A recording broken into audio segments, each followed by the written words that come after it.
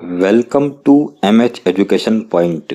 साथियों, आज है 10 मार्च 2026 और हम लेकर आए हैं current affairs with static GK. आज के स्टैटिक जीके में हमने कवर किए हैं राजस्थान के प्रमुख दर्रे। सो बिना किसी देरी के चलिए साथियों शुरू करते हैं आज के करंट अफेयर्स।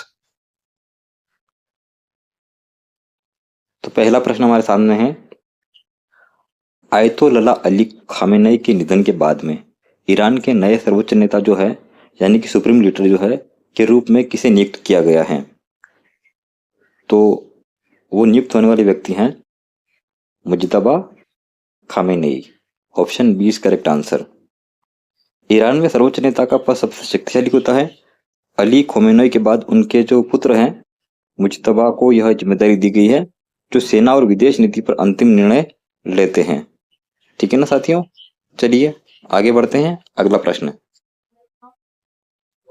दूसरा प्रश्न है, जीईएल यानी गेल इंडिया लिमिटेड के अध्यक्ष और प्रबंधक निदेशक यानी सीएमडी के रूप में किसने कार्यभार संभाला है? तो कार्यभार संभालने वाले व्यक्ति हैं दीपक गुप्ता। दीपक गुप्ता जो है अब ग्रीन एनर्जी और जो लॉजिस्टिक्स क्षेत्र की प्रमुख कंपनी जीईएल इंडिया का नेतृत्व करेंगे। ये आपको ध्यान में रखना है। Next question,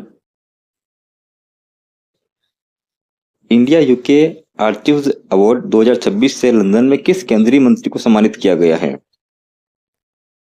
India UK archives award जो है 2026 लंदन में किस केंद्रीय मंत्री को जो है ये अवार्ड मिला है? तो आपको ध्यान में रखना है जयंत चौधरी। ये अवार्ड जो किसको मिला है? जयंत चौधरी को मिला है। Option B is correct answer. कौशल विकास मंत्री जयंत चौधरी को उनके नेतृत्व और भारत यूके के संबंधों को मजबूत बनने के लिए जो है ब्रिटिश संसद ने जो पुरस्कार दिया है। नेक्स्ट क्वेश्चन, शिकागो विश्वविद्यालय का alumni award for professional achievement प्राप्त करने वाले पहले भारतीय अर्थशास्त्री कौन बने? शिकागो विश्वविद्यालय का एल्यूमिनाई जो अवार्ड है वो किसे दिया गया है? तो साथियों ये दिया गया है कृष्णमूर्ति वी सुब्रमण्यम को।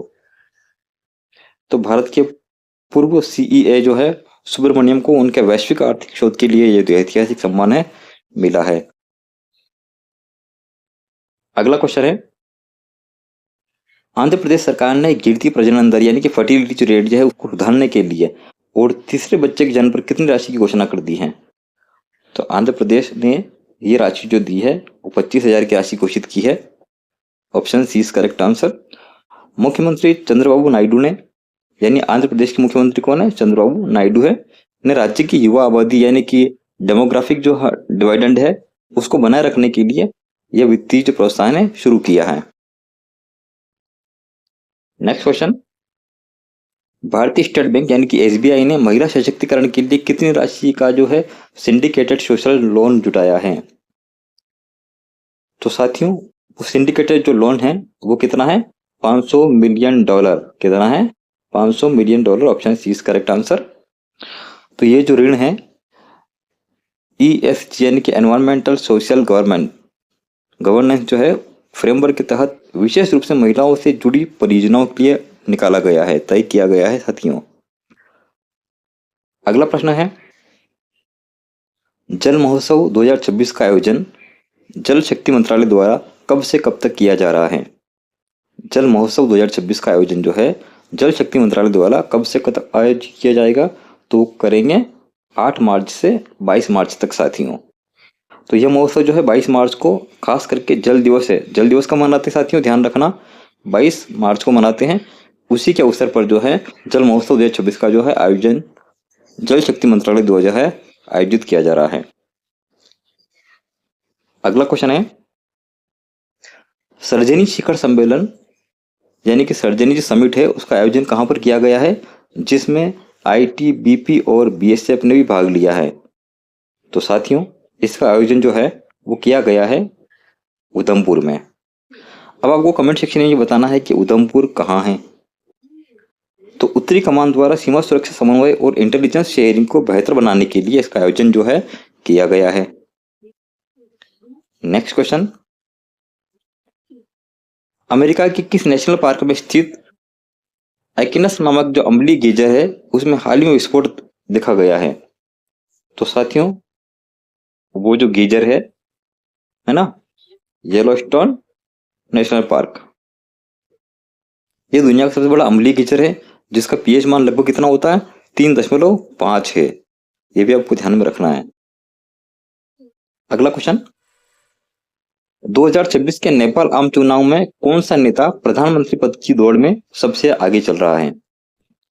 2026 के नेपाल आम चुनाव में कौन सा नेता जो है प्रधानमंत्री पद की दौड़ में सबसे आगे चल रहा है? तो वो है बालेशाह। आपको ध्यान रखना है, बालेशाह।